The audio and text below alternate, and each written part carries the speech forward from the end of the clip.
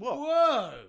That was your fucking mask off having a fart face, wasn't it? That was my Paul? Waterloo. You looked really, like, corrupt. Your face looked evil and corrupt as you pumped out sad, wet mumblings. Yeah, dirty farter.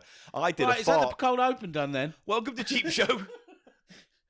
No. Hello, everyone. It's Cheap Show. This is the cold open, the bit before the credits. It's not, though, is it really? Because it's really like an intro. Is it? It's more of an intro these days, isn't it? It is, I guess. Because you used to say, hello, welcome to Cheap Show. You used to castigate me for saying, hello, everybody, welcome to Cheap Show during this bit. You've said it. Last couple of weeks, you've said, hello, everybody, welcome to Cheap Show. Don't give me that look. What look? That looked like you want to hurt me. All right? Yeah. You're tired again this week. Should No, we get I'm that not. out of the way? I'm not. I mean, I had another late one, yeah, but I actually feel a bit more sprightly today, if I'm being honest with you, Mr. Eli Silverman. I'm here, everybody. Eli Silverman. Ooh, I'm refreshed deep down in my groinage. And I've got a new friend who I've invited along to the podcast today as well. I'm desperate to meet this new friend, Paul. Come over here. Yeah, sit down. Sit down. Just, introduce yourself. Hello, yes. Hello there. My name is Gunther von Stricht. Gunther von Stricht, eh? I see the world through existential eyes. Existential eyes. Existential you're a philosopher. eyes, yes. You're a sort of 19th century philosopher type character. I see, Eli. What was your name again? Von Stricht. Gunther von Stricht. Yes, and what is the name of your philosophical, your treatise, your ideology? I like to see the world through my viewmaster of pain. It's a viewmaster of pain. I see. That's the metaphor you use. I click and the slide go round, and yet another image is brought to 3D into my mind. Okay. A picture of woods. It's a picture of woods. The dark grey mask of depression rolling in on the fog bank of my heart. You're more of a poet, really. You haven't really introduced... And yet I see Eli stood How do you know of under me? a tree. I've never heard of you. A tree of misery raining down insecurity like hot sausage. I see all through You see all through your... my eyes. Well... The ironing of interest has been crushed by the hoover. Well, you know what, Mr. Von Stricht? You know what, Mr. Von Stricht? Yeah. I'm looking at you to copy your metaphor somewhat. Yeah, it's good. Through my Christmas cracker kaleidoscope of disapproval. You pull, and the snap is just the eventual snap. No, it's one of those little ones, those monocle-like glass ones that fractures the image. The fractured image of facets. reality is only seen through the kaleidoscope of dispression and dispression. What's that? Is that a term you've invented for your philosophical system? Yeah. And where does dispression fit in? Well, dispression is when you're unhappy with your sad feelings. Dispression. Yeah. You're unhappy with your sad feelings. Yes. Or are you? I'm sorry. I'm disappointed with your sad with feeling your own. state. You're disappointed that your feelings are sad. Yeah. I'm disappointed with this open character. This periscope, I see up into the light, and yet darkness is like a curtain over my mind. Hold that thought. Okay? Yes. No, don't. It's my character. Stop doing copies. This is my character. Oh, it's not a copy. All you the don't fucking even know. credits. Cheap Show time.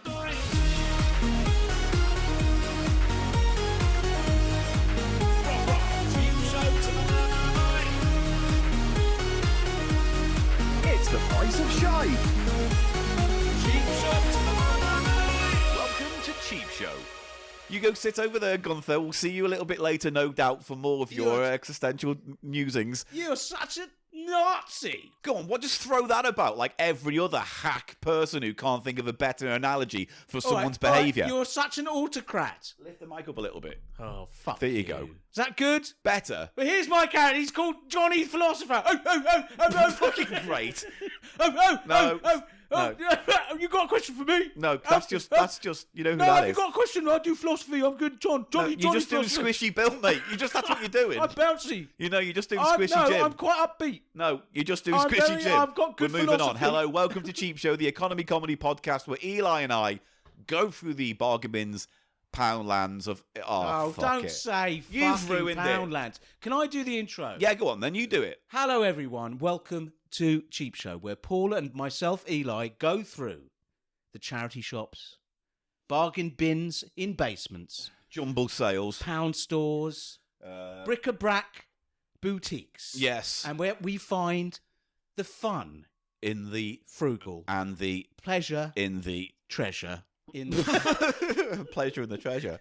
we find pleasure in the treasure in the trash. Where we find the bounce for more of the ounce. Oh, that's a little A foreshadowing. little foreshadowing, isn't it? A little bit for later Paul, on. that brings me to this. Yeah. What's coming up in today's episode of Cheap Show? Today we'll be going through the dusty boxes of music and pulling out a few slices of vinyl from your collection, I believe, in a Silverman's platter. Yes, Silverman's Platters, and it's a legit Silverman's Platters, sourced both by me recently. Fresh vinyl. Hang on, both cut. by me. Well, sometimes you get the vinyl, and it's not well, really then Silverman's Platters. But then, you shouldn't have is it? said both by me. By me both. Because that implies two of you did it. Both of me. I'm Eli. No, No, we're not doing that. No, you know who I got to help me? No, though? we're not having another Johnny Philosopher. No, we're not doing... No, I'm not going to have Johnny Philosopher. He Life, just sounds like a clown car. life's full of meanings. I hate you. Bup, bup, bup. You're an awful host. Oh. The only thing you should host is a parasite. Anyway, there you go. Really made himself chuckle. What else is coming up inside. on the show today, Paul? Say that to me now. What? Don't be. This is the autocrat. I've been writing your lines for 400 episodes. I know. Read the script. Read that script. All right. It's here. It says something about keep going with the Johnny Philosopher thing. No, it doesn't say that's that. it's the script that you read. I'm writing You these wrote lines. it. I just read it. I just do what you ask. I'm Paul. writing these lines. I'm just going to do what you ask. All Big right. wink. Big wink. Big wink. No, I didn't write this. Johnny Philosopher. I'm so full of knowledge. Ooh. That's what you wanted, Paul. And scene. Right. So coming up later in the And show sleep. is a price of shite. I have come across 4 items in my charity shop musings, and I've collected them and brought them back. Musings? Shut up. And then Eli has to guess the price in of the my things I charity bought. shop music. Wanderings. Wanderings. I Thank should you. have said charity shop Well, that's wanderings. what it says on the script that you wrote. I misread beforehand. it, didn't I? Yeah. I think that's a typo, actually. Yeah. Oh, it says Johnny Philosopher's coming back No, in. he's not. It doesn't say that. Oh, well, here's a bit of the script coming in where it's like Paul punches Eli vitally in the gob, knocking his teeth out. Oh, God. And here we are again. The endless cyclotron of violence. Threatened violence. Tick that off your bingo cards, you fuckers. The cyclical nature of the repetition of these musings, it continues on. Gunter, shut the door. Sometimes You are a dull character that's not going to catch on. Also, this Poundland waiting for Godot does not Gunter. work for me. Gunter, The misery inside mine heart is quite oppressive. you're okay to stay, but Like I'm an telling you, we're iron doing duvet platters, so there's in a going to be bed all of sorts of lead. people in the studio, Gunter, later on. Yeah, There's a little robot. I don't want you to get disturbed. The dogs will probably be in. I just wish to stare Spunky out. in the robot hole. I just wish to stare out the window and lament. There's no windows. Well, even better. I would just Just lament. look at the wall. I will look at the wall through your look at lens the of wall, misery. and I shall lament. Also you can use the Game and Watch toy of despair. The up and down of Mario is similar to the up and down of my dark thoughts. He take a mushroom and grow, and yet when I take my mushroom, I go low. Okay, close the door. This door is like the closing of my thoughts against mother. Oh, fucking hell. Worst character ever. Slamming the door of eternity. He needs Johnny Philosopher to belonging to no one but the inevitability of death. close the door. I closed the door. The Oh, key lock behind me. The key that is hard to cut and hard to unlock. There's no meaning here in what Gunter says. Yes, what is meaning? Is it my Oh, meaning? is that kind of philosopher? or is it your meaning? What makes no sense to you is the most sensible thing I can compute. You compute now. I do. This is my world, and I see it through gauze of agony.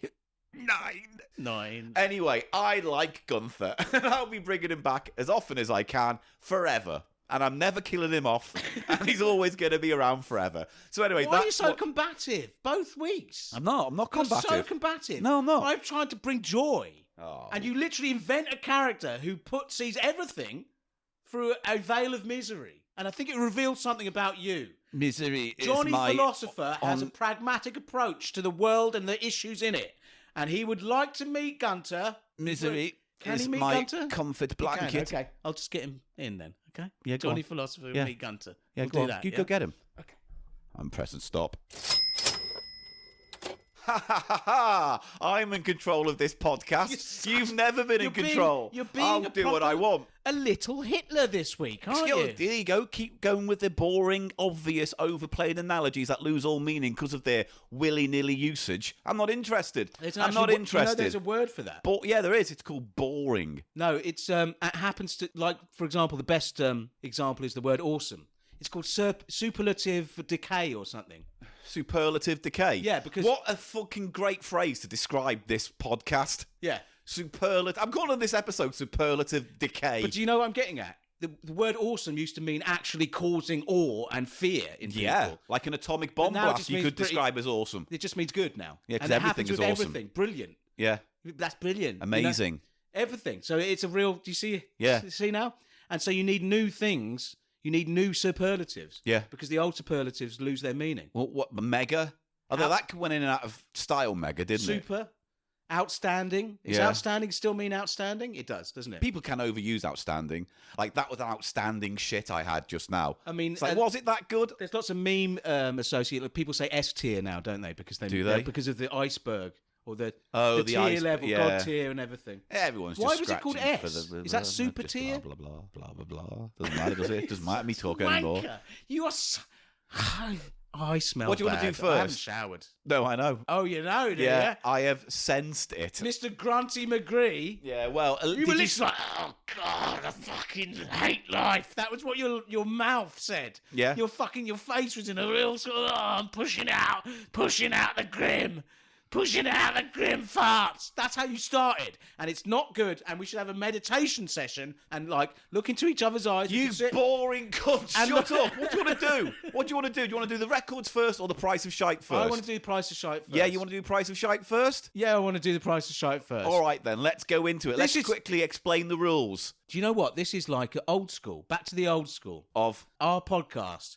I've done the Silverman Platters. You've done the Price of Shite. Oh, yeah, we bring them together. There's no outside influences. No it's guests. Just us in a room. No gimmicks. Sweating, smelling bad, farting badly. Raw CheapShow. Like, pulled the skin back and grazed it on a cheese grater raw. Why is it always a cheese grater that you do on your knob? Because cheese graters have 4 different What about sides, don't they? sandpaper? Oh, you can win me over with sandpaper. What about like a... What grit is it? What grit is the sandpaper? Very fine. Oh, is it water? Is it a water rub down as well with the grit? What do you mean a water rub You drop down? a little bit of water on the sandpaper, so when you do it, you get a smoother shine to the grit. Is that true? Yeah, it is. It's exactly You're not what going to you get do. a shine on your knob end. It's going to bleed. Depends on how well.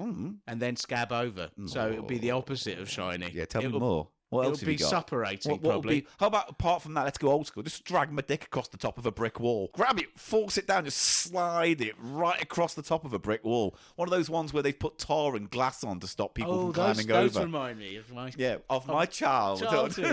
Jumpers for goalposts. Do you remember? There used to be more walls with bits of broken bottle in You're the right, cement back in at the day, top. there used to be more I walls. think they might have... not more walls. I remember there Have being you seen more that walls. dog? Have you seen that dog who This is speaks not Italian? a podcast anymore. Have you seen that dog who speaks Italian? Why? Does he just go past? He goes... It's not Italian, He is goes, it? oh, Bruno, Bruno. No, he does. The dog does not say. Can we do one of these things? Price of shite. We're doing it. All right, should we do the theme tune? Yeah. I'll do the theme tune. Go on. Oh, it's the fucking price of shite. It's the fucking price of shite. It's the fucking price of shite. Oh, it's the fucking price of shite. And that is right. Thank you, Gunther. You go sit over there. Shut up. I like Gunther.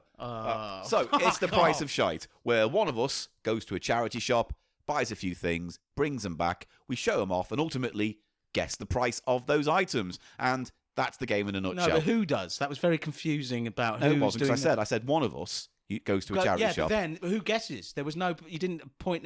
Shall I try it? I'll do it better. I'll do it better than you did. Come on. It's a game that we play on the podcast. It's a price guessing game. So someone, could be one of us, could be someone else. Right, so far that's exactly what I fucking said. Go goes on. and gets stuff. Yeah. Some items from a charity shop. Yeah. And then the other person who's playing the game has to guess the prices. Now, there is a point awarding system in our game, The Price of Shite, that we play here on CheapShow. Is there? Yes.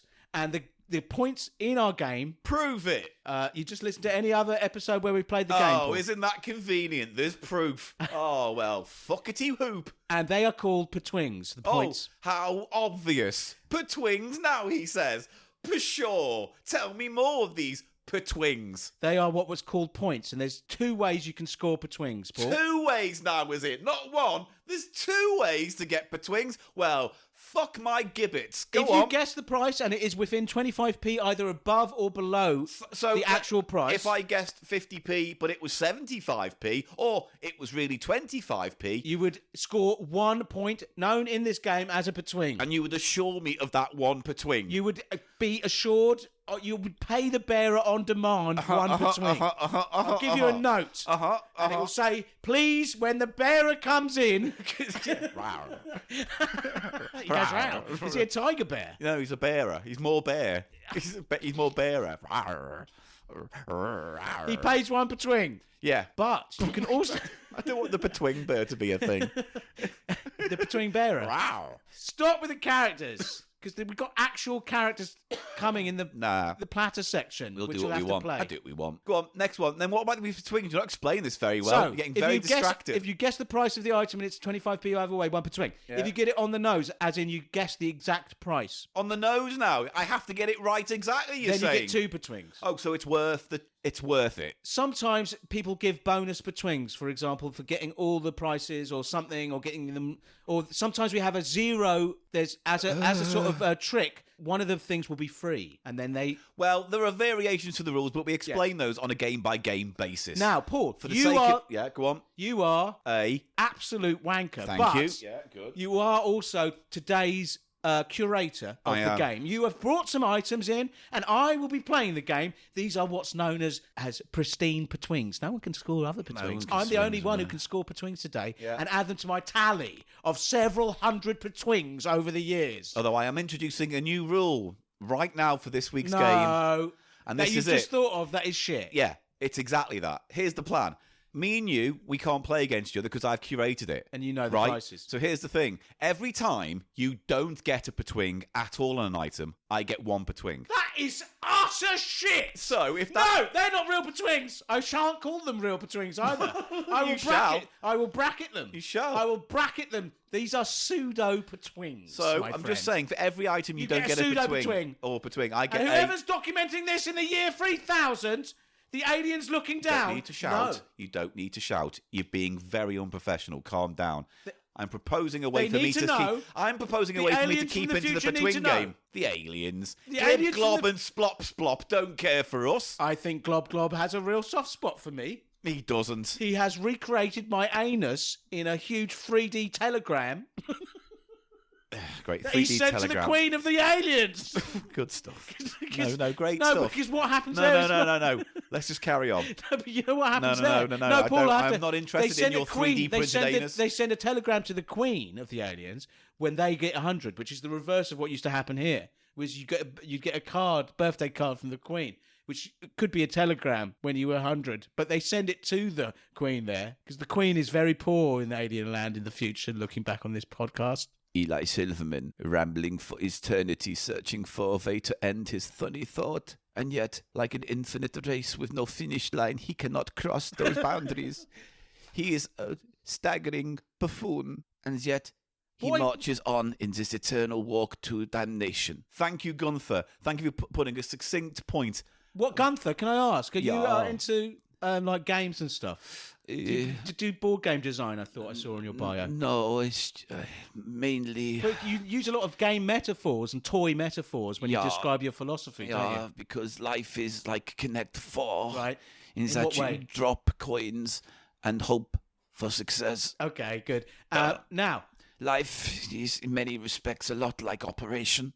You hope to have the pain removed, and yet the doctor of eventuality sets off your red nose.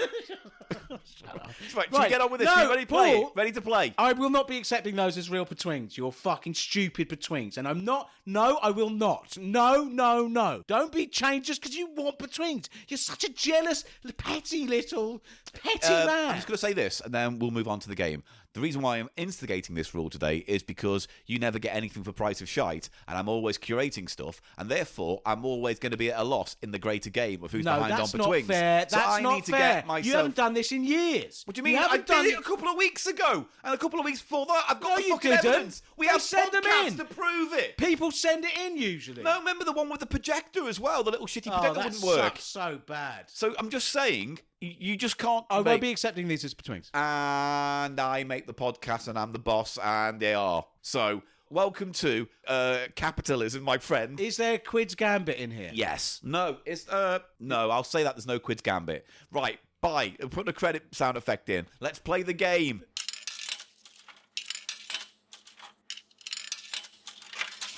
Right. I have 4 items for you today. 4 items that I got in a charity shop in... Actually, where did I get these? Where did I get them? Oh, no. Oh, no. I went to Watford. I went to Watford again. Several charity shops in There's Watford. loads in Watford. There's like 7. A little bit of nuance here for the listener, Paul. Yeah.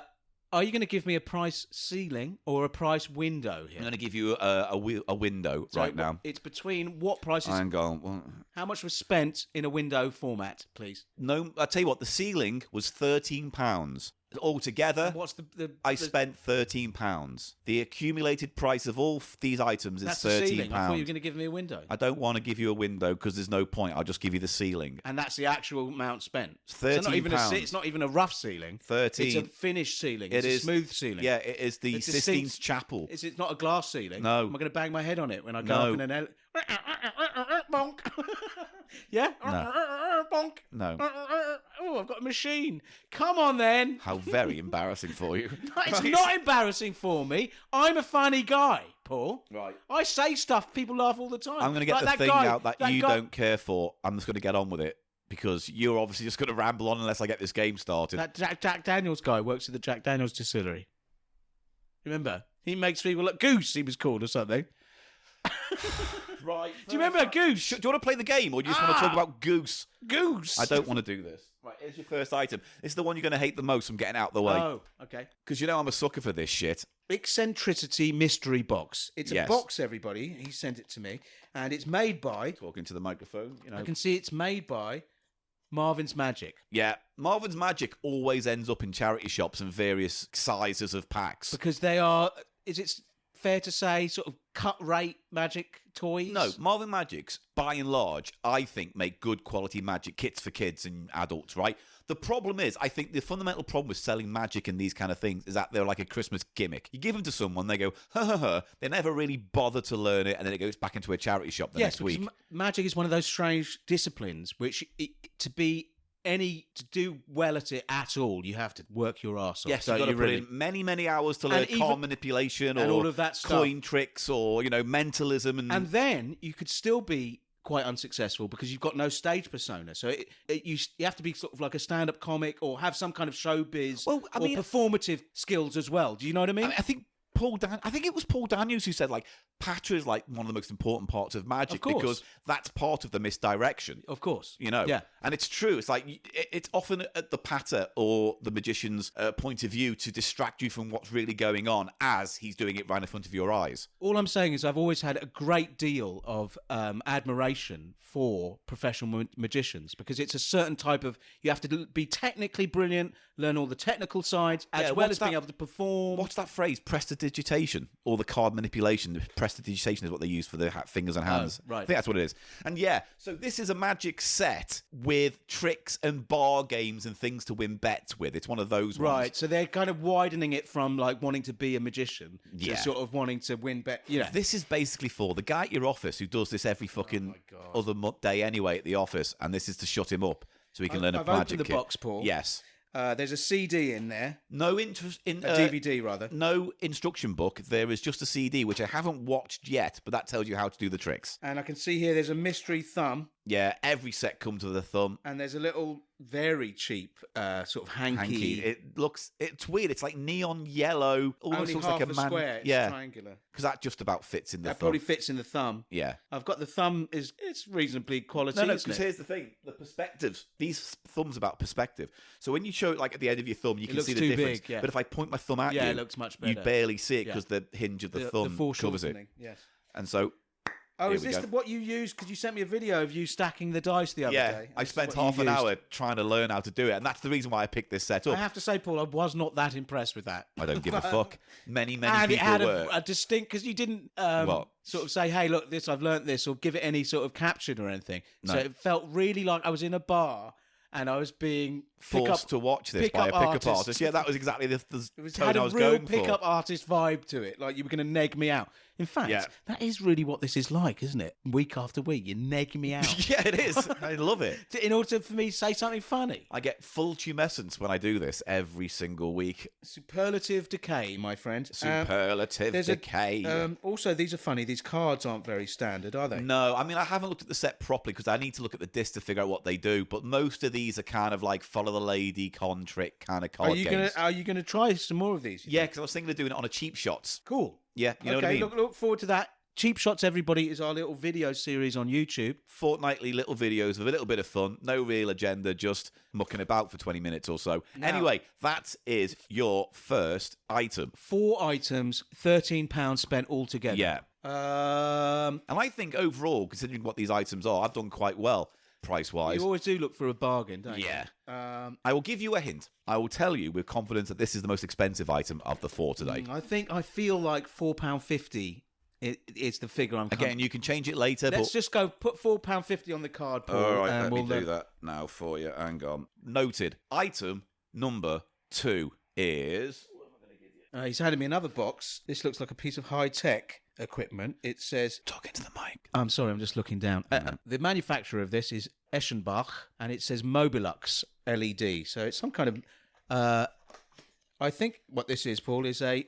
what are you looking for? I've lost a piece of paper already that I had 2 seconds ago, and I don't know where. Why do you always do that? I don't know where I've put it. I've literally moved nowhere. It's on the floor. It's on the floor. I got it. We're all good. This is a magnifying glass with a light on it. Yeah, I don't know if it works because I only got it the other day. No. But yeah, so you can look at. Put a battery in, don't you? Yeah, I mean, there's a few things here that need batteries, and I don't have. That's quite a neat item, actually. It's relatively bright, isn't it? Yeah, so if you're looking at a road map in the dark or something, or you want to investigate something in detail and it's not quite the right light, you can shine it down on it. Oh yeah. Is it effective? It works. Again, it's just a little magnifying glass with a little tiny LED light next to it. That's it's a nice thing. It's a nice little thing, that, isn't it? Not as much as the mystery box. No.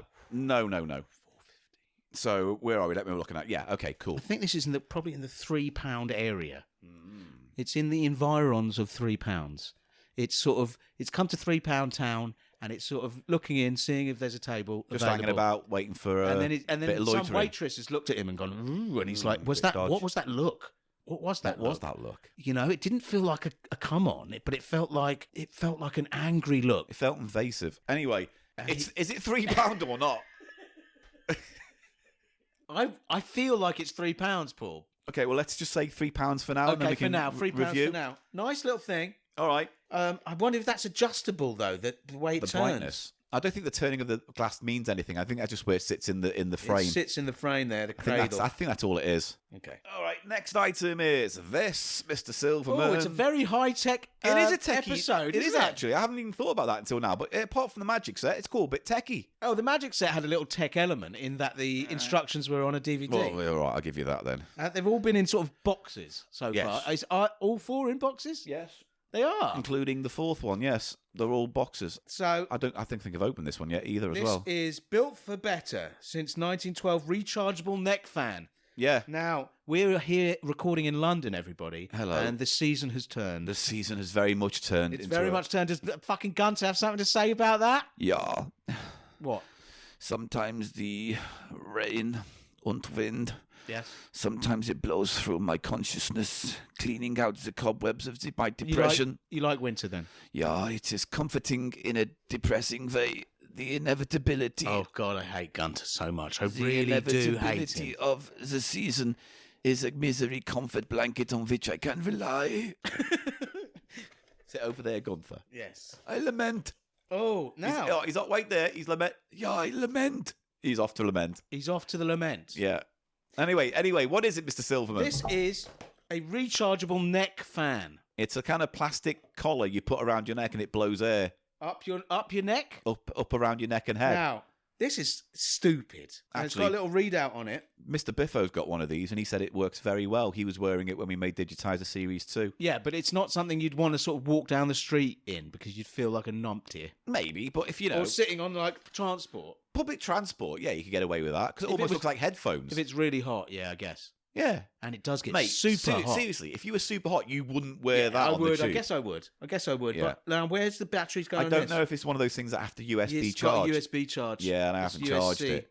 Does it turn on? Is there any charge in it at all? No, it's micro USB, actually. Oh, that's even worse. That's the old school one. Shit. Yeah. So this does have any... I'm just wondering if this has got any charge in it at all. No, it doesn't seem to. Oh, it does. There you go. Is that the right way up? Where's the air coming? He's got it on his neck, everyone. You put it on. And it's working. I don't know which way up it goes. Well, look, it's got a readout. Yeah, no, it's got a little readout. 9 degrees. 97 degrees. I don't know what that means. Oh. Yeah, it's quite nice, isn't it? It blows all around. Yeah. Now you look like and then you can pretend you're like... A hairy Cyberman. I can't hear you. I've got it over my ears. I can't hear you. You also look like a grubby Cyberman, though. That's the thing. Dickhead. A what? Dickhead. That's what I said. How much is it? A little bit noisy, isn't it? How much is it? Well, it doesn't matter, does it, if you're cool? Oh, what does it blow down my top? No, it's... Yeah, I think it sprays it up, doesn't it? Yeah, but you could put it both ways. Yeah. No, this sucks, man. Well, it's only... That's not really charged properly, is it? It's not really doing anything. It's just on a hot day, though. On a hot day, you benefit. It makes a difference on a hot day, but it's got a left and right on it. So. That little button there. Is that level 4? Oh, you weren't on the highest level. 1, 2, 3, 4, 5. I think the proof of that... I think it's noisy, but it works. I think... How much? $2.50. Okay. Mint on card. Right, final item then. Are you going to hang on to that and sort of use it, you think? I don't know, maybe. Those little handheld ones are a bit better. The one I've got, that's all right, yeah. But it's the point is with this is you... What? Didn't Techmoan review this recently? Similar, but that was much more fancy, elaborate This stuff. is a cheaper version. That was literally, like, it chilled you. It had an AC thing in it. This is just a fan. Very cheap version of the similar thing.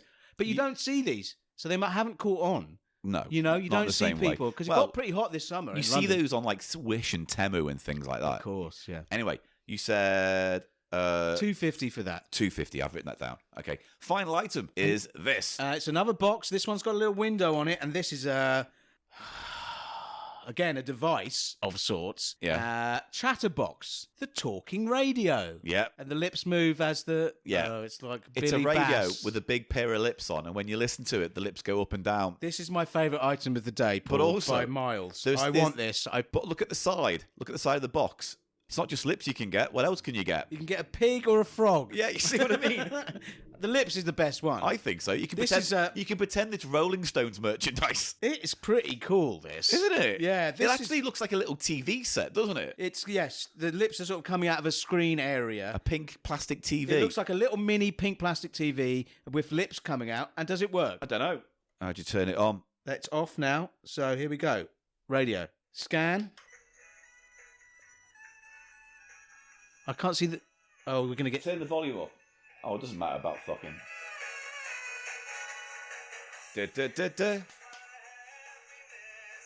Oh, motion. I haven't put it on motion yet. Oh, go on, do it. Put it on motion. Oh, something happened there.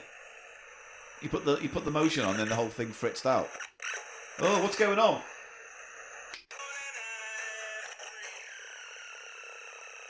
What's going on? So when you put it on motion, it starts to crap out. What's going on? That's my... It won't go to a different channel. The lips aren't working, though. No.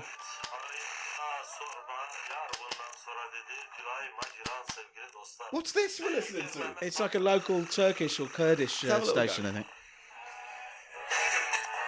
We're back to that station now.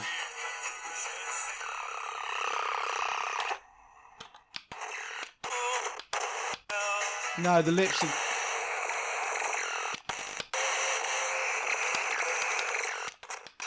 It's, you know what? You know what's really crappy about it? Oh, wait. No. Oh, it was almost doing it then. Was it moving? Yeah, a little bit. This terrible thing. I'm just going to turn it off because it's doing my head in. It's terrible. But anyway. It doesn't work properly. That's why. Chatterbox. Lips on a telly radio. Now, I think this is more like £2. So I'm going to amp up. I'm going to say £2. £2. £2 for that. All right. And I'm going to go back over to the first one, please. Eccentrics Mystery Box. I'm going to go up to 5. I said the magic set. Yeah. You want to say 5? The Eccentrics Mystery Box, actually, is what it's called. Okay. That's just for my notes. Yeah, 5. Yeah. So you say 5. You said £2.50 for the neck fan. Okay, that's. Do you want to keep that or change it? And then what did I say for the? But you're keeping with that. What I'm saying is for now. What did I say for the magnifying glass? You said £3. Now, I would like to call the tower £3, and then say £2.50 for the magnifying. The neck thing. You mean £3? Put that to £3. All yeah, right. but then and also put the magnifying glass to £2.50. Magnifying glass to £2.50. Yeah, and that I'm done. Let's go through the scores right now. Let's get into it. Here's the scores. Here we go, mother. Let's have fun. So, we started with the magic set, the Marvin's Magic Eccentrics. Mystery box. Eccentrics. Yes. Mystery box with the dice stacking thing, which is why I got it. And you said £5. Yes? The final cost was actually £4. Ooh. So a whole quid out. So a petwing for Paul there. Yeah, not real petwing. A real petwing for Paul Gannon. In no way a real petwing, and there was no warning. A real petwing for Paul Gannon. Completely inauthentic, fake petwing for Paul Gannon. A real, very real petwing. Very, very real petwing. An absolute pseudo chimera of a petwing. Next thing was what? What was the next thing I got? Nowhere land petwing. What was the next thing I pulled out? Was it the? It was the magnifying glass. Right, the magnifying glass. Okay, so you said that was £2.50, and again, you were a whole quid out. It was £3.50 for that. So that's another petwing for Paul. Again, there. Not a real petwing. Another real, real petwing. In no one's mind, a real petwing. In many respects, a very actual, physical, real thing that I hold in my hand. I can literally sense and touch and feel and understand and grapple. It is a chimeric phantom petwing. Very much only an idea. It's very much and a very not existing real thing. In anywhere except the mind of Gannon. That's what I'm thinking. A fake the point is that Eli doesn't really have a real say on the outcome of these games. I'm the arbiter of those, he's and I make this real. Such a dictator. Listen to this, guys. The evil, the font of evil. He's like, insert despot here. Well done. Next item. Pol Pot was a despot. Well done. And a totspot. That's all Do you want to do any more rhyming? That's all I've got. Right, okay. Next one was the neck fan. You said... neck fan. You said that was... Actually, it is a neck fan, isn't it? No, but it's funny. You said £3. Oh, fuck. And I'm sorry to say, mate, it was £3. Ooh, two petwings. That means we have 2 petwings each That's at this not point. true at all. Yeah, so there's completely fake petwings so that no one's going to accept going forward. Well, if mine are fake, then you're a fake, then no, aren't mine they? are real petwings. Yeah, but... By the game's ancient rules, and this is a bullshit rule, and you just make these rules up, and you don't think about the implications. I am. You don't think about the implications. The implication and I is... came up with petwings. Doesn't matter. They are my concept. Petwings trademark.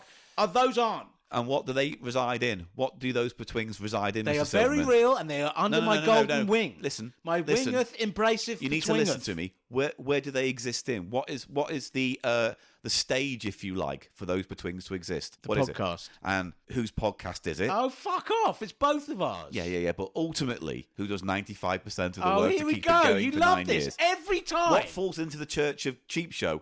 Is it a church now, is it? Yes, it is. Well, I don't worship you cunt. Well, it doesn't matter, because it's an atheist I'll church take my for fucking middle-class petwings, people. and I'll keep them under my golden wing, and I'll embrace them. The thing and is, you can your have your petwings pseudo can't exist outside of the podcast, can they? They are worthless. They are crypto petwings No, in the yours real are world. crypto petwings. No, mine aren't. Yours are fucking... Yours are NF petwings, is what yours are. Yours are petwing coin. You said Chatterbox was £2. Yes? Is that the last thing? The radio, yeah. Yeah. Ooh, just out £2.50 it was. So, another petwing for me. That's not real. Which means at the end of the price of Shite, I honestly... it is Paul, 3 petwings to Paul, 3 hype petwings, and 2 very, very well-earned petwings from Eli there. You don't try and butter me up. 3... After absolutely breaking the game. 3-2 to No, Paul. it's not. The game Price of Shite is over. I challenged you, didn't I? And you failed my challenge. Price of Shite is over. I have earned betwings. You don't get betwings. For fooling you. Look at you dance, Mr. No, Puppet. you don't get betwings. Look at you dancing, you marionette. Marionette. Marionette. Marion Eli Net. Is it like got bits of meat? Marionetting. That's the sound of me being very disappointed. What are you disappointed in? You've appointed yourself emperor and awarded yourself fake betwings. You're like the Turkmenistan guy, which his name I can't remember. You're going to buy horses? Is that what you're going to do with your fake betwings? My soul is an upside-down goose, submerged in fat. The confit of misery drowns me and yet makes me succulent for others. Good, Gunter, yeah. All betwings are fake. I hate Gunter ephemeral so much. Honestly, betwings. I really hate him. I really hate him. Paul, I hate everything you've done this week. I'm sorry. I mean, on a personal level, we're getting on okay. But God, as soon as you press that button, it's just shut down Eli. Any good idea he has, shut him down. Take away from him any joy he takes from anything. Don't let Johnny Philosopher thrive, even though he was brilliant. You can't have no twings from me. Eli stares into the abyss, realizing his lake of betwings is shallow, and yet he wishes to drown in them and end it Gunter, all. I have one more question. It's a good question. Yeah. What don't you understand about go in the ante-room and close the fucking door? The door is only one way to my eternal agony. And yet I enjoy its pain. For the feeling of that pain proves I exist. Paul, are you going to make use of any of these? We're going to do a video with the Eccentrics mystery box. 9. I don't want to talk to Gunter. He's so boring. There is no Paul, only Gunter. There is no Paul on. Hey, Ghostbusters. I do not understand the reference. I don't want to talk to Gunter because we're going to have to end the episode here if Gunter's going to be doing this. I can't wait to do the next section with Eli. The vinyl record's turning a black hole. You can't face it. So you're Gunter now. Around, playing 2 minutes and 30 seconds of pop to enlighten the masses away from the darkness that surrounds them, bubbling, popping, winking in and out of existence, and yet no one feels Gunther's pain.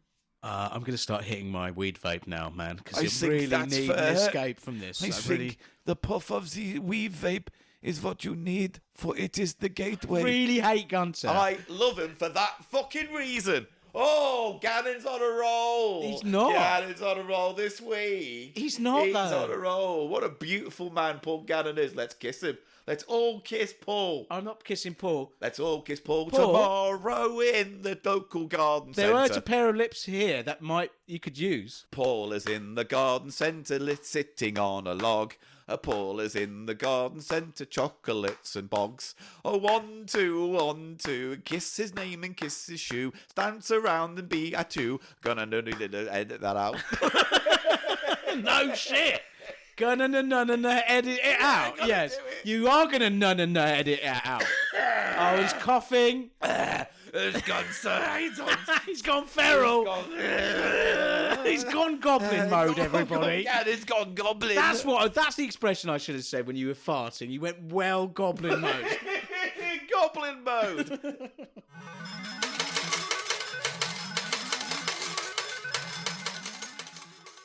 Go on then, you take over. I've gone goblin, so I need to calm down. I need to hydrate. Hello, everybody. Time for Silverman's Platters. I collect vinyl records, and we've covered a lot of comedy, TV tie-in, novelty, that type of thing. And we have 2 very different discs for you today. Paul, let's start with the really depressing, terrible hack ballad for a charity one. Yes, this is a track called Better Believe It. It was released allegedly for children in need, and it's sung by Eastenders stars Sid Owen and Patsy Palmer. And unfortunately, it sounds like this. Now the time has come for us to help children in need. Any kind, color, or creed, this goal we can achieve. We can save a mother's child, a baby boy or girl, for the future of the world. I'm sure you'd agree every child should be free and give a chance to meet their needs. So will it be strong and change their destiny? You better believe it. We will find a way to help the children that need it. We will make a brighter day. I know we can do it. We can take the pain away. If we do it right now, we may never have to try again. Just imagine how.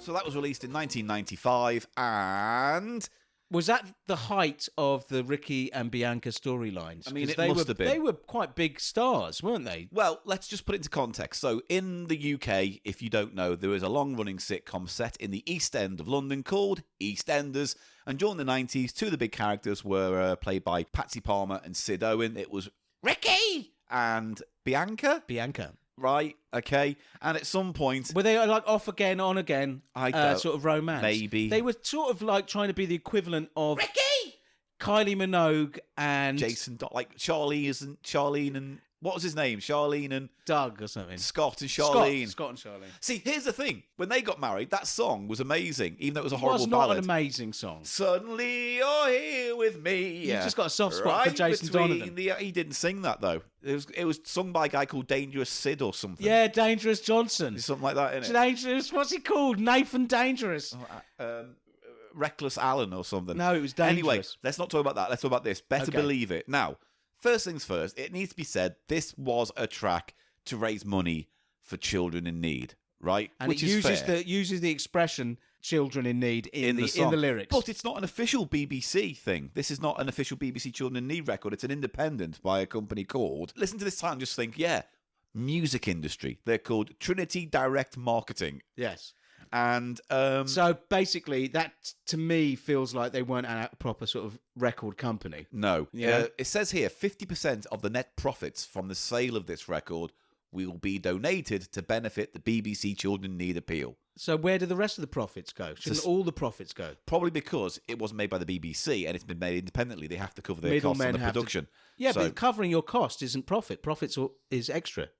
But only 50% of that is good. Do you see what I mean? Oh, I see what you mean. Yeah. So, yeah, net profit. You're right. Okay, Weird. so then Anyway. it's only... Well, then... Who knows? I mean, I don't know enough 50% about of it. nothing went to Children in Need then, basically. They must have sold some copies. Well, I can't find anything online. It where- is to say it's a generic, terrible hack song with no artistic merit really at all would be an overstatement of the quality of that song. It really is. Can I just say, though, you're right. I'm not going to disagree with They you. can't sing. No. I'm going to say this. I think they can sing. They went to theatre school. They've been through, but they have a theatre singing voice. That's exactly what I was going to say. They don't have any voice of their own. They have that stage school singing voice. That perfectly good. I mean, it's trained in a Yeah. way, but But there's no real identity to it. You're right. There's nothing terrible. that pops. The other thing is that you always hear on these kind of records Yeah. with actors doing a bit is they buried their vocal. The production's terrible to begin with, but they've buried it, haven't they?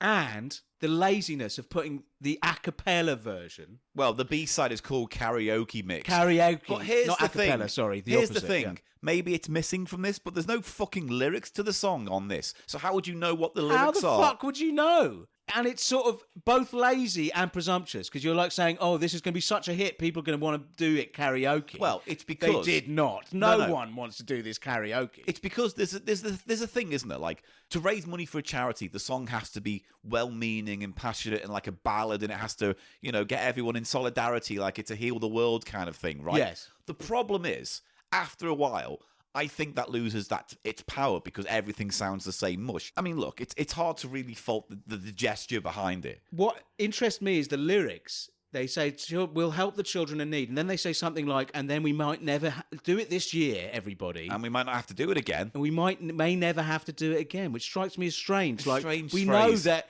it's tiresome to have to give to charity and help children. If you give money, I won't fucking release this again next year. It seems to be a threat. Like, come on. Well, the it- last it's- time, let's make this last push. It's the Band-Aid thing, isn't it? It's that whole sense of a great big epic song well-meaning, up its own arse a little bit to some extent with the earnestness of their request. Yeah, but it's funny to put the message in of sort of, we won't have to do this again, as if it's acknowledging that it's a bit of a pain in the arse for everyone. Well, here we to be fucking asked go. for money, you know what I mean? The song itself kind of has that same, It is very knocked off. It's got all sorts of cliched songwriting little bits, like it does the thing where it goes up an octave at the end, pitch, and other key things, change. just too tiresome to mention, Paul. But I can see when they were writing it, they thought, this is textbook. This is exactly what works. And I don't think anyone put 100% into this. Anyone involved with it. Well, the design. I just want to read two things out to close this out. Of I just want to read two things out, right? Okay. On the back of this, there's a picture of a man, and you can see him there, right? You can see the picture of a man. Who's he? Well, let me read and find out, because someone wrote this under their picture of that man. It says, "A very special thanks to the man they call Mem, who provided the song, the relief, and the vibrations. Big up your chest." That's what it says at the end. Big up your chest. Yes, which is an expression from dance music of the time. Well, because this jungle, hardcore, big up your chest was sort of like a call to dance. Would you know where this was mixed? The Soul to Soul Studios in London. And then I just want to read one last thing out, and then we can decide if it's valid or not, this track. It says, at the end, after all the written by, produced by, thanks to, it says this: "We especially thank you for buying this record and making this happen. And last but not least, praise the Lord." Okay. Weird. I mean, why would you put that on? To say praise the Lord at the end? That seems a weird thing to slap on in a kind of unnecessary faith addendum. Yeah, it's the only bit of faith coding there, because you don't want it to be. You want it to be a secular charity, don't you? But it's meant to be, I guess. But there's no sign of Pugsy, is there? No, bear. Nothing on there at all. It's just those two cunts on the front and a plain white thing with a shitty text box on the top that says, "Better believe it," what looks like a cowboy writing with lava behind it. Now, doesn't really make sense. Images on our website, thecheapshow.co.uk. But it reminds me of a time when they were actually like really popular, and like people would do tabloid stories about them. Yeah. And we seem to be completely past that era where sort of there's a big soap opera. That soap operas seem to have receded somewhat. Well, they are less popular at the moment because viewing figures and TV habits have changed. Right, I get that. But it's almost like all of these categories are going down, aren't they? Like sitcoms aren't as big as they used to be. Soap operas aren't as big as they used to be. The only things that seem to have survived are like game shows. Pretty much in reality TV, which is there's hanging not on. Chat shows aren't big. Like in the evening, those big Graham Norton one's still very, very popular. Okay. And they have a huge online presence as well, which helps them considerably worldwide. So that was all right. Anyway, look, at the end of these segments, we go, is it a platter, which means we like it, or is it a splatter, which means get in the bin? And I think we know what we're going to say here. It's a double splatter. It is a double splatter, unfortunately. This is one of those build up over the course of a few hours. You finally get to the toilet, you drop your pants, and there's a full-on shotgun blast of shot into the bowl. Choco shotgun? Yeah. Hobo with a Choco shotgun. It is a punched Angel Delight of muck. This is an absolute wood chipper with an Angel Delight supply. Yeah, this is... This is an absolute large fan with lots of mud being thrown at it. Splat, splat, splat. Ooh, round it goes. It is the combined rector of 100 rhinos scatting and flicking their shit across the faces. Oh, you're thinking of a hippo. Yeah, what's that thing they do with the tail? And they muck spreading. Muck spreading. This is a full muck spread of a single. It's very poor. Yeah. And so I'm obviously giving it a platter. No, you're not. No, the cheapness of just sticking the instrumental version on the flip and then going, it's the karaoke. Actually. But it's like a lot of things that are so 90s, like that big up your chest thing. Yeah. So 90s. And the karaoke, I think, was at its sort of most popular point. Mid-90s in Britain as well, if you think about it. It was sort of... Anyway, splatter away, it's out of the way. It's terrible. We're going to go into our next track now. Now, which side are we doing to focus on? I think we should talk about both. All right, well then let's start with this. We should talk about both, but the A side, I think, is the main thing, isn't it? Is the A side Disco Mania? Yeah. All right, well then in that case... In that case...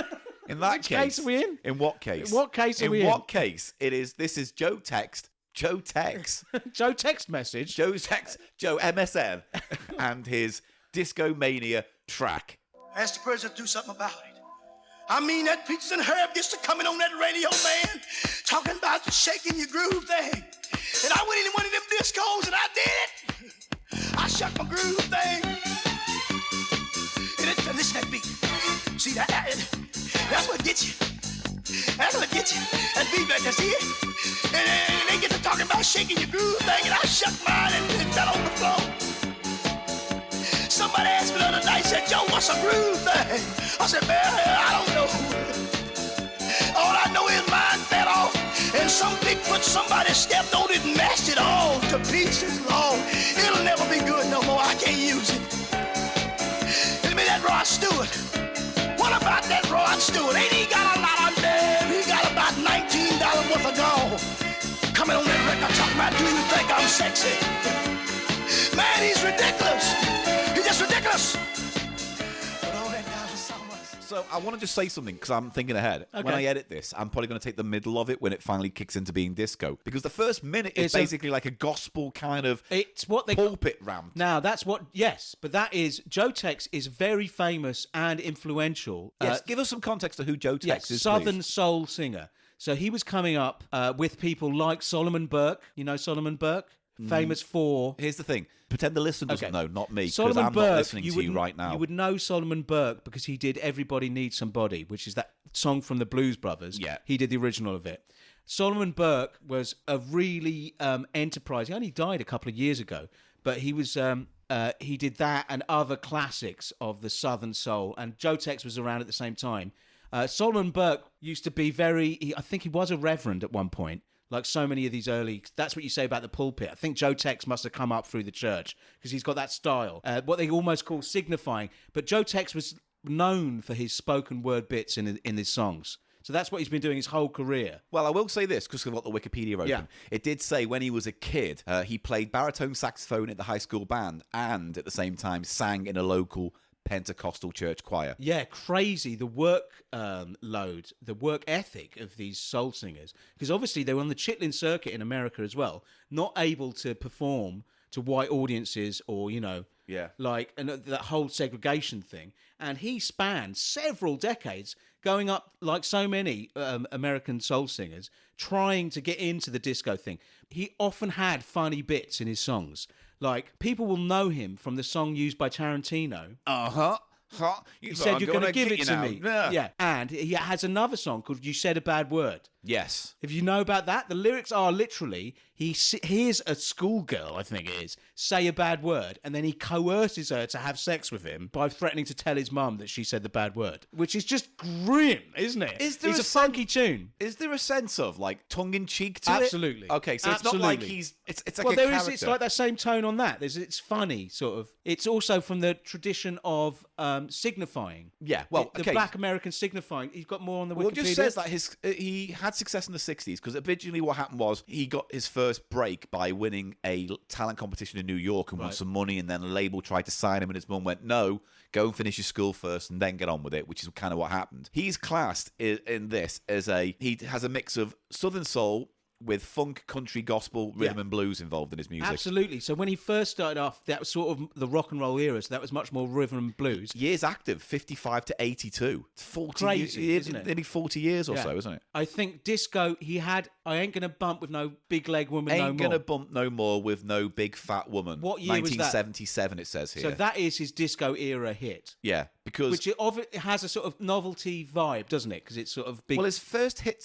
it says here, is Hold What You've Got. Yeah, that's like in more 64. That is like a straight-up Southern soul ballad. Yeah. And we listened to one today, didn't we? Well, that's why we're talking about Joe Tex, because when I was looking for that last track, Better Believe It, online, there was nothing. And then instead I got Joe Tex, Better Believe It, and we were listening, and then it was like, oh, yeah, which is great. So he's a legitimately great soul singer, I'd say. But yeah, it's very much... But soul and country are very close as genres, you know, in terms of the song structure and stuff. But was he constantly successful, or was he more always chasing trends? I think he was chasing trends because, yes, he like it says there, he's got all these genres. So he starts off in R&B when the soul thing happens in the 60s, and then funk in the late 60s, early 70s, and then disco. And I think disco is what finished it off because he died in 82. A lot of people died in the great disco but some people managed craze. to make the transition. For example, someone like Diana Ross. Some Yeah. of her greatest stuff is in the disco period. It helps when your songs are written by the greatest disco people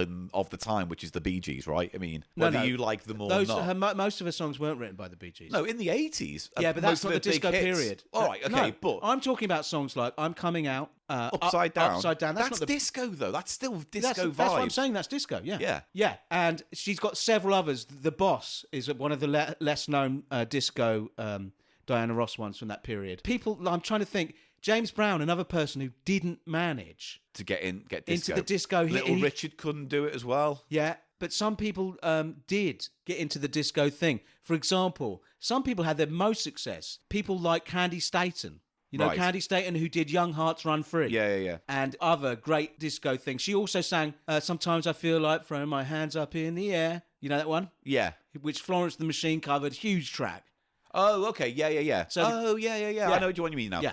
Here's the thing, though. It says in the 70s he's retired, right, from music, but then got back into it following the death of a chap called Elijah Muhammad in 1975, and then released a bunch of like R&B hits. Why? Doesn't really say. I mean, I could go into detail, but doesn't really say at this point. It rings a He bell. had a Elijah rivalry Muhammad. with James Brown. Yes. The feud between Tex and fellow label mate James Brown allegedly originated sometime in the mid-1950s. They were both on King then. King Records, yeah.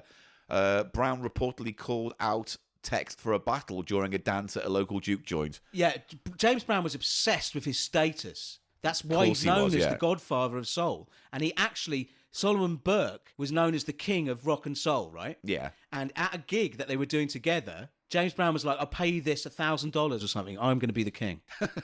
Literally. Yeah, no, you know, he fair. wasn't, he was a nasty piece of work in that way. Wow, he died quite young, though. He's only 46, 47. Amazing. In 82, isn't In it? 82, he was found at the bottom of a swimming pool in his home. Oh, terrible. He said it was a heart attack. Imagine how much he packed into that life. I'm To write all I'm those 2 years songs older and- than he was when he died. And straddle all those genres Yeah. as well. Because here's the other one. Here's the thing. So Discomania, I was like, with. It kind of takes a little while to get He's going. trying to say, what does he say? He does mention, so he's sort of... We haven't it's talked about the very song at all, have comic, we? But he mentions the Bee Gees, doesn't he? And he mentions Rod Stewart's Do You Think I'm Sexy?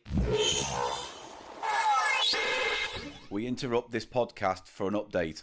A little addendum, mid-episode addendum. Yeah. The record that we're discussing, Yeah. Joe Tex's, what we were referring to as Discomania. Mania, it's not mania. It's called Discomonia, as in pneumonia. Yeah, like an illness. Why is that then? Because he's playing the character of someone who's got the disco bug, so to speak. But also it's a reference, because we're talking about his wide-ranging career going from the R&B days. A lot of records in the R&B rock and roll era that referred to someone getting a fever. Well, fever. That's a... Disco Fever. No, Fever itself. You know, Fever. In the morning. That was an R&B tune by Little In your Johnny body Taylor. be tight. That was an R&B tune to start with. But also, there's a lot of songs called The Rocking Pneumonia and The Boogie Woogie Flu, for example. So it's a callback to that kind of novelty rock and roll record. Discomonia, as in Rocking Pneumonia or The Boogie Woogie Flu. And we failed to mention it at the time. Alzheimer's boogie. But it okay. No, salsa outside. Salsa outsider. What the fuck? What's that? Alzheimer's.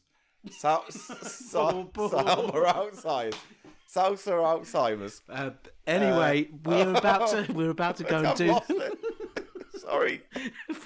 You're really tired, aren't you? Yeah, I really You need am. to have a coffee or have a Well, you've Red made Bull. the coffee, haven't you? Yeah, we'll get a we've got Red Bull. Now, just to let everyone know, Yeah, we're about to go for the 4th episode and film the 4th. Record This is record. good. Shut up! You think I'm getting your hysteria now? Come on. Record the 4th episode of Night Busting, our spin-off podcast. Just for patrons. Just for though. patrons. Only And they we're- get it. We're about to go out and do that now. The 1, 2, 3 from Ilford yeah. all the way in back here. So Where we are. Anyway, we're going to leave you back now to the original broadcast of the podcast that was recorded earlier today. Thank you very much. Bye-bye.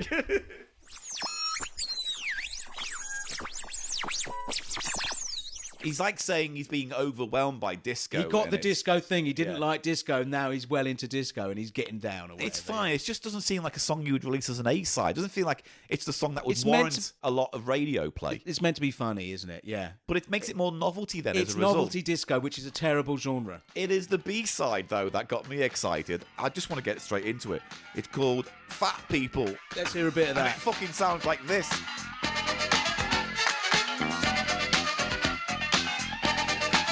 Her name was Big Willie Mae, and she got so dash the freak. She weighed 300 pounds, but she was light on her feet. Y'all should see that big one. Oh! Now everybody loved to see the fat woman dance. The way she twist her body and move her hands. But she said, oh, my body twisted and moving my hands hasn't helped me to catch me a man. And she said, y'all know fat people need some loving too. Fat people need somebody like y'all do. Fat people don't move too fast, but fat people can last and last and last and last. They just last and last. Fat folks just last and last. You get more rounds to the ounce, more rounds to the pound, more reading with the feeling, and more notion with the motion.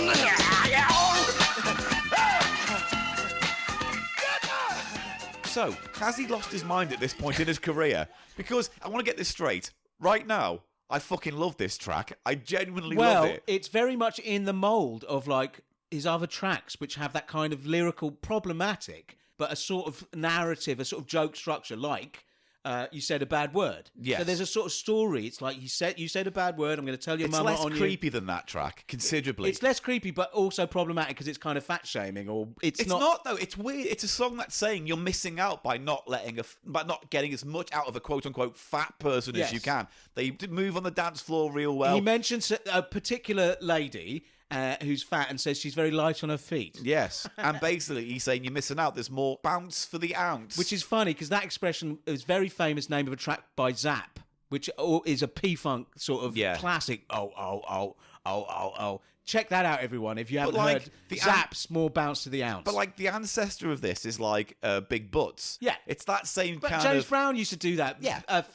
like them fat, I like them proud, big leg women, and like it's a big sort of. I mean, the title is awful because calling it fat people it kind of sounds more like you're calling them out more than anything else. Yeah. But the song is celebratory. Very much celebrating. But it's almost like grubby celebrating. You know what it reminded me of? It reminded me of like a chef track from South Park. Yeah. It's got that same kind of chocolate salty balls vibe. Because it's a Absolutely. fucking funky track and I would dance to this. Yeah, the music on the A side, Disco Mania, is very generic disco. It's What was the other one? More cushion for pushing or something Yes. like that. There was like loads of... There was It's stuff basically like saying that. you could fucking have a lot of fun riding on the back of something fucking sexy Which- yes, curves which and is a- fucking wet parts. He It's likes them great. big. Anyway, it's on the TK disco label. Yeah. Which is a Florida thing. So he must have been shopping it around somewhat, I think. It's not a huge label, but... it just feels like he's made us 2 songs here that, give or take, are quite good, right? But they're not stuff you'd expect airplay no, of. because they fall in between. They're kind of quite funky or whatever, but stupid, but not have that novelty. So it's hard to... They wouldn't be played in the club necessarily. Well, it's like on the radio, you wouldn't get away with Disco Mania because the first minute is just him basically doing the whole pasta thing, right? Yeah. The whole... Which he's good at.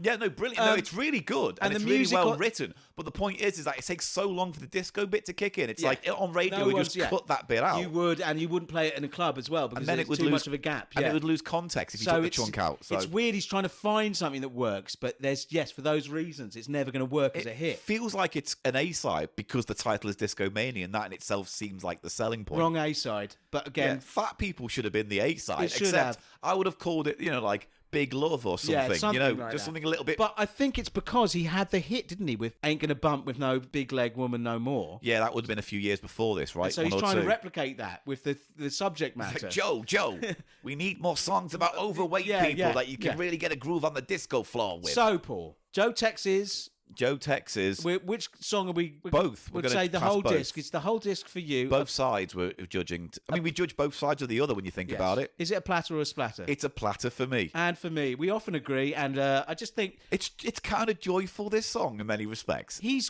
was a class act, and it just amazes me that he was 47 when he died. And again, straddling how much the change of music. Yeah. It's kind of weird to have that short a life, but see that much change in music. It's incredible, isn't it? But that's what the middle of the 20th century was like. The rate of change, cultural change, and things going on was just so huge, wasn't it? Fads and tastes changed so quickly. It was crazy, wasn't it? Just think about like end of the 60s to the beginning of the 80s, and like you've got like disco and punk and all new these romantics things, huge genres coming through, and death metal, but then and all think this about stuff. The beginning of the 21st century to now. All's happened. Coldplay to Lady Gaga. You know what I mean? Like, yeah, cultural stasis is what's happened. Yeah, it just isn't moving in the same way, and it's down to technology and just everything. But if you think about it, it didn't move that fast, like from 1820 to 1840 either, did it? No, it was all... the 20th century was the anomaly in terms of how fast and well, that's because technology changed, and then that changes how you make music and how you find sounds. It's like technology's still changing now. It is, but I think the problem is, you could argue there's two very broad problems.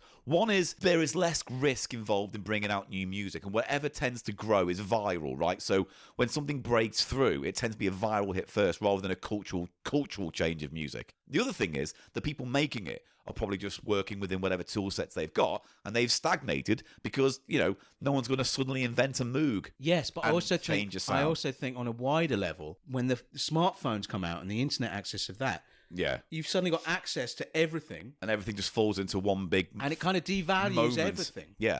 It's easier to make music, but much harder to have a voice within it, and harder to make any money from it. Think of so AI. Harder to be a professional because you can't sustain yourself through it. Do you see what I mean? All these changes. This is why it gets tricky, because we talked about this a little while ago, where it's like the death of music. Remember that thing you watch? But it's like there's also the democracy of making music is better for people because the tools can be cheap to make songs. However, the point I just wanted to end on was like you see all these apps now. It's like make a pop song with AI, put the title in, your genre, and a thing, and then we make a song for you. And it's like, yeah, great. But then all you're making is Spotify dark music that gets churned out. And it's like, no, what changes music, what makes music is those individual voices that do something that's unique to them and connects with others. It's a funny time because what's going to happen with What's going to happen? What's going to happen? What is going to happen with all that? I hopefully will be dead by then. By when? Then the event horizon of culture collapses upon itself like the black hole of imagination. The only outstanding remnants of imaginality will be that button, will be the monkey. Gunter, if you could just press that big red button, the release button, release track masturbating on TikTok. Could you just go over there for pennies?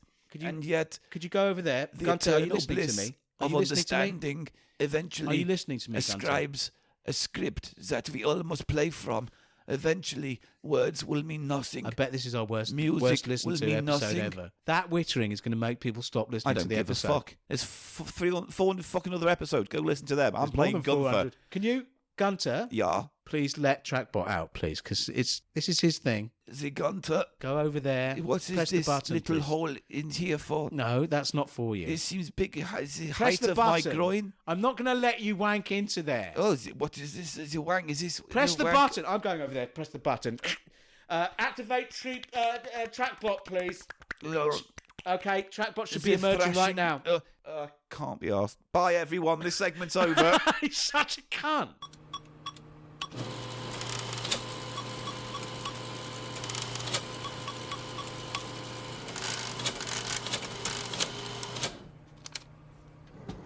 Fucking hell, bye, mate. Trackbot. Thanks for coming in. Thank you. Bye. He's off now to clean off because Gunther wanked all over him.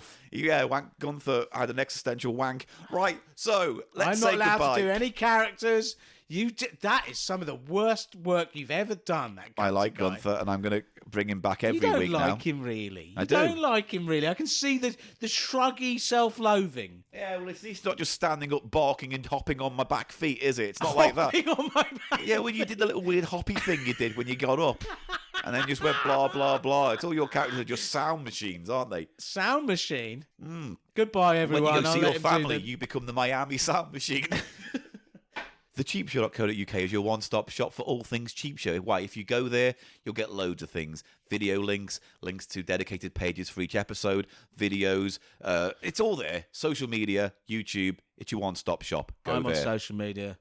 Also, we have a Patreon, and we are supported by some fine folk who get access to all sorts of wonderful extras as being a supporter of this podcast, including videos and bonus podcasts and behind the scenes and magazines and all sorts of wonderful things that we can come up with. And if you want to get involved in that, you can go to patreon.com/CheapShow. But as we say, give what you can, but only if you can. And if you can't, just spread the word online in the various socials that you have access to. And that's it in a nutshell.